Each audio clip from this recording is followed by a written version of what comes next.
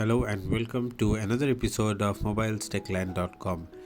In today's video, I'm going to show you how to optimize performance in Adobe Premiere Pro CC. Many effects and plugins for Premiere Pro require GPU acceleration for rendering and playback.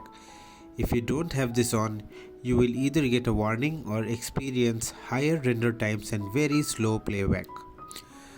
To make sure you do have this on, go to File and then go to Project Settings and then go to General, and then under Video Rendering and Playback there is a renderer drop down.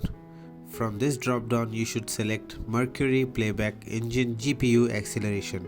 If you have a Mac, you will have two options, which is the OpenCL or Metal. In that case you need to try both and then you need to see which version works best for you.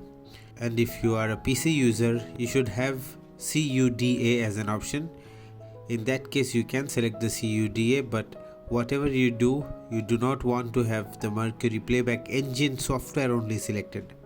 To do this, go to Preferences and then Memory. From there you can fix how much RAM you want for Premiere Pro. For example, I have set 32 GB of RAM on my Mac and I designate 26 GB to be shared by After Effects, Premiere Pro, Adobe Media Encoder and Audition. And now tip number 3. If you're still experiencing lags on your playback, I would recommend reducing your program playback resolution from full to half or 1/4 resolution. This will not reduce the quality of your video, it will just use less memory to display and play it back on your timeline. So for example, if you set your monitor playback at half, as you play it back it will look like half of your normal resolution, but it will play back much faster for editing purposes. Taking the time to make sure you have the right hardware, memory, GPU settings and media cache settings will ensure that you are editing at optimal speed. Additionally, adjusting your playback resolution and creating proxies can speed up your workflow.